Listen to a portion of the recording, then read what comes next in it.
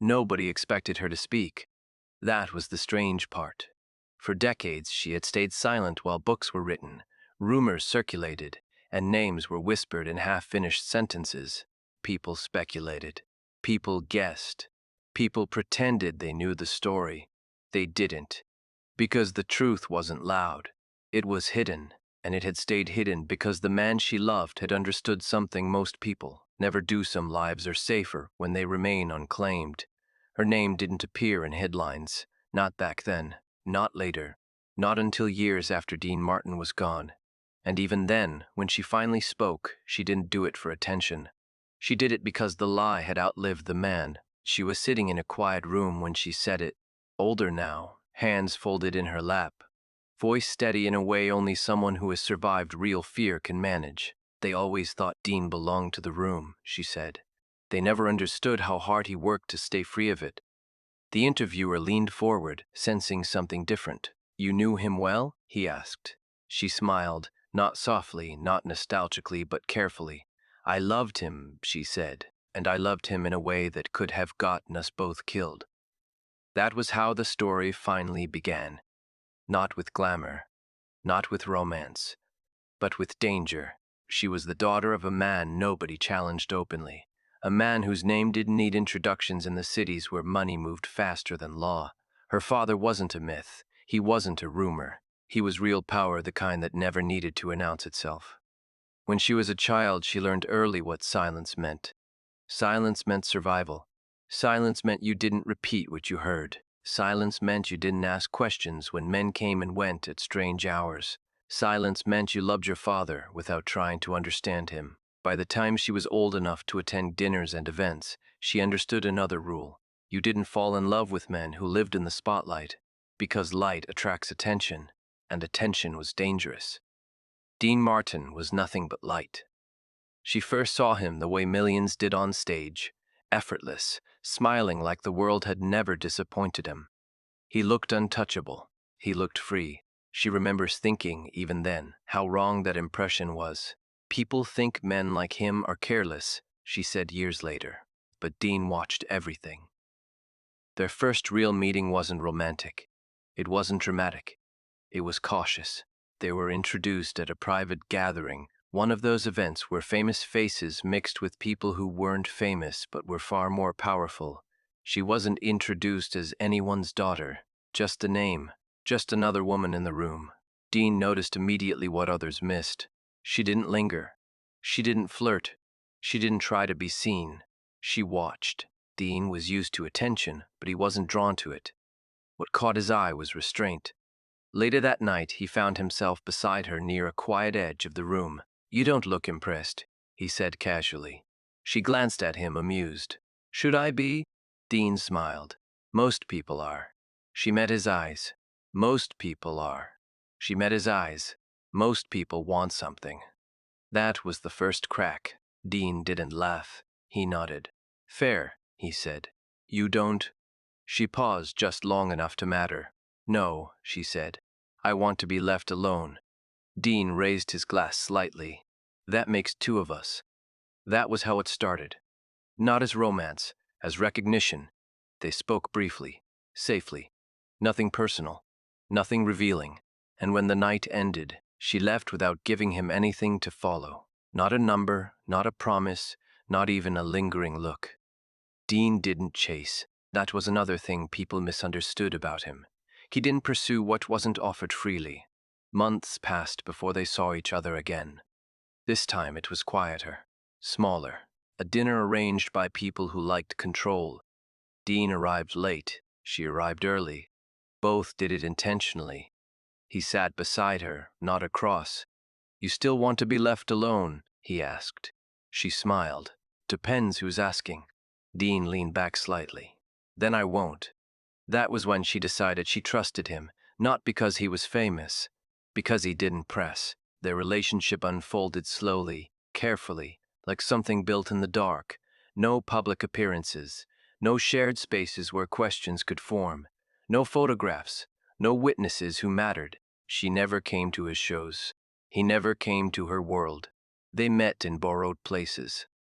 Quiet homes, rooms that didn't belong to either of them. And most importantly, they never spoke about her father. Not at first.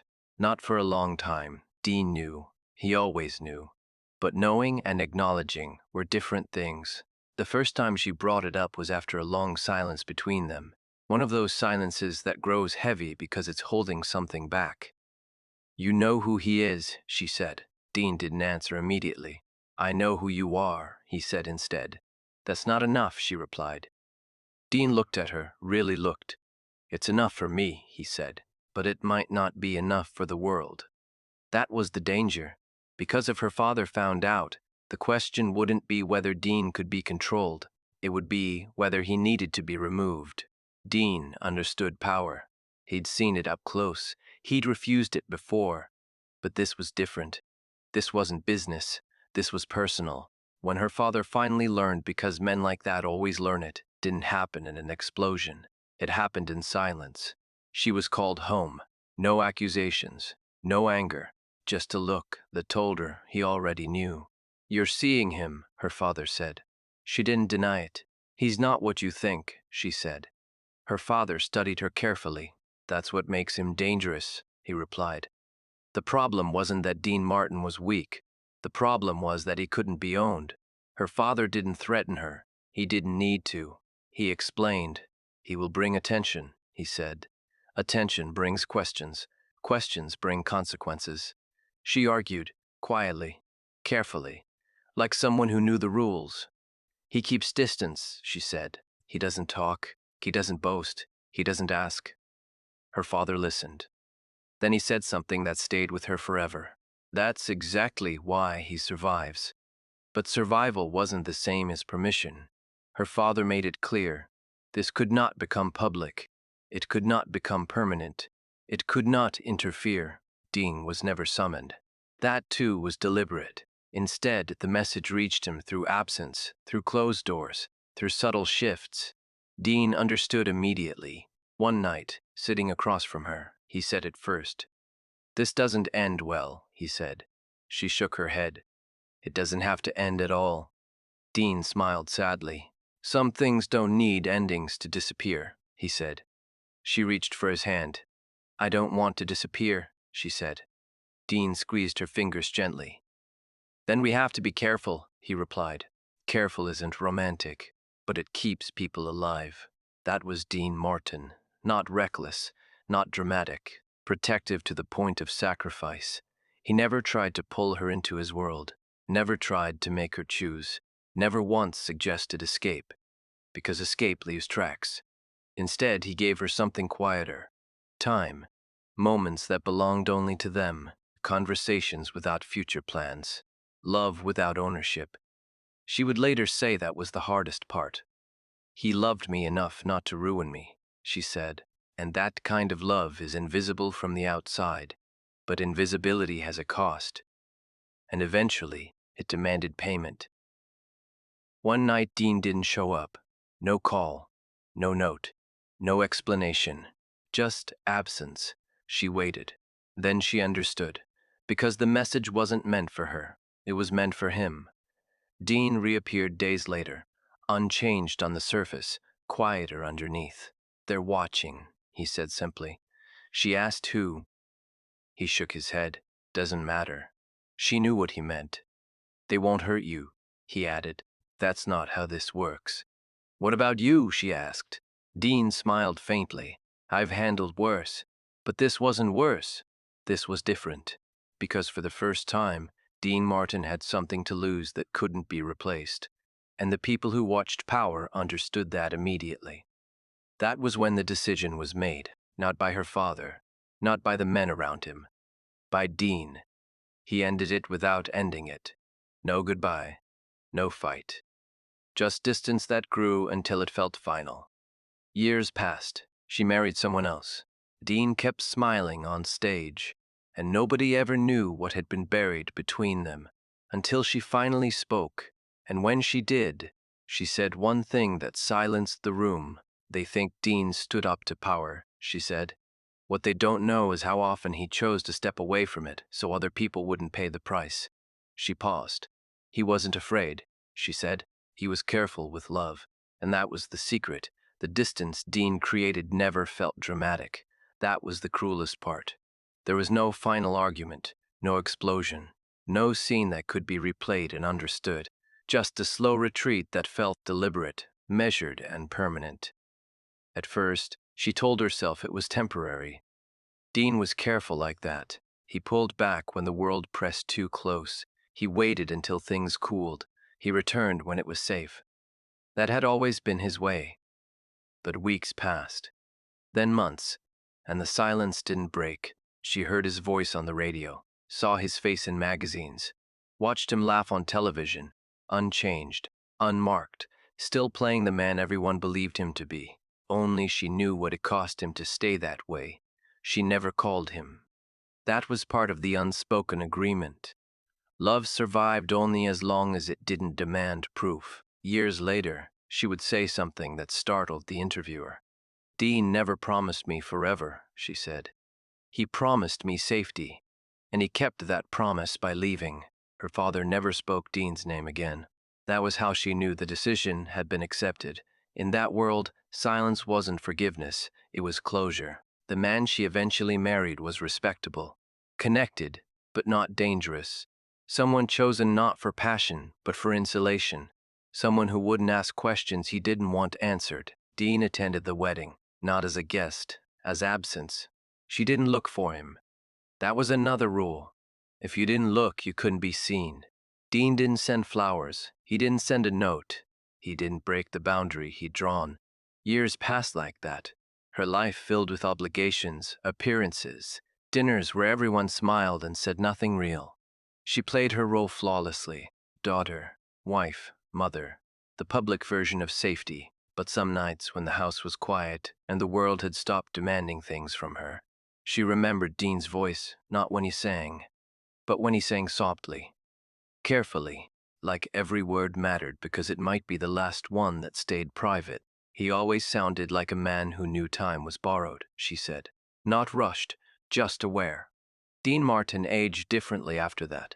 People noticed it only if they were paying attention. The smile stayed. The ease stayed. But there was a restraint that hadn't been there before, a deliberate distance between himself and anything that could anchor him too deeply. Those close to him felt it. Friends would say he'd become private, but Dean had always been private. What changed was that he no longer allowed anything to grow roots. He still loved, but he loved lightly. And that was a decision. Years later, long after the danger had passed, her father spoke about Dean Martin for the first time. It happened quietly, late at night, when power no longer needed to perform. She was sitting with him, older now, both of them softened by time. "You never asked why I let him walk away," her father said suddenly. She hadn't asked. She never would have. But she answered honestly, "I assumed you didn't need to explain." Her father nodded. "That's true." Then he surprised her. "But you deserve to know." She waited.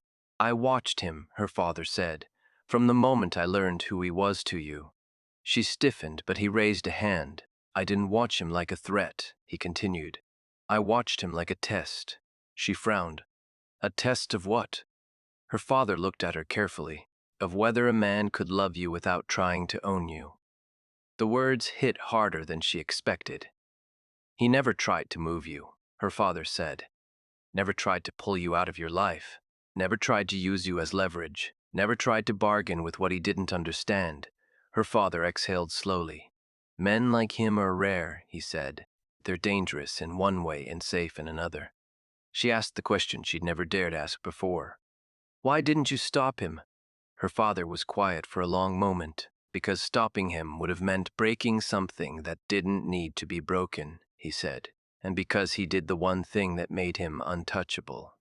She leaned forward. "What?" "He chose distance," her father said. "And men who choose distance instead of defiance don't create enemies." That was the truth Dean understood instinctively. Power reacts to challenges. It grows bored with restraint. Dean never challenged it. He stepped aside, and in doing so he was spared. Her father leaned back. "He could have tried to be brave," he said. "He could have tried to prove something." He shook his head. "Instead, he chose to protect you." The silence between them held something heavy. "He loved you," her father said. "I knew that. That's why I didn't punish him." That was the first time she cried in front of him, not loud, just quietly. Years later, when Dean Martin died, she watched the funeral on television. She wasn't there. That was intentional. Some loves aren't meant to be acknowledged publicly. But when she heard the eulogies, when people spoke about Dean's kindness, his restraint, his quiet generosity, she recognized the man they were describing.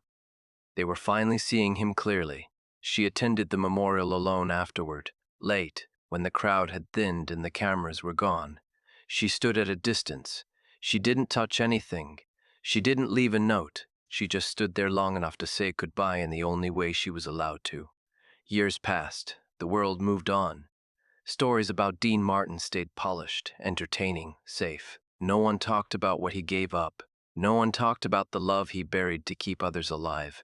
Until she finally did. The interview wasn't supposed to go that way. It was meant to be a historical conversation. Memories, context, clarifications.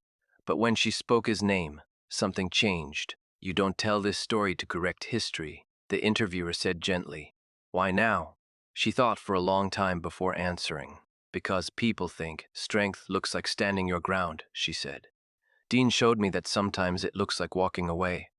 She paused. "And because love that survives in silence deserves to be remembered," she told them everything carefully, responsibly, without naming names that didn't need resurrection. She didn't glorify danger. She didn't dramatize fear. She told the truth the way Dean would have wanted it told, quietly, with restraint. The reaction stunned everyone. Not because of scandal, because of sacrifice. People expected a story of rebellion. They got a story of restraint. They expected passion. They got protection. They expected Dean Martin, the legend. They met Dean Martin, the man. At the end of the interview, the interviewer asked one last question. "If he had asked you to leave with him," he said, "would you have gone?" She smiled sadly. "No," she said, "and that's why he never asked." She leaned back, hands folded.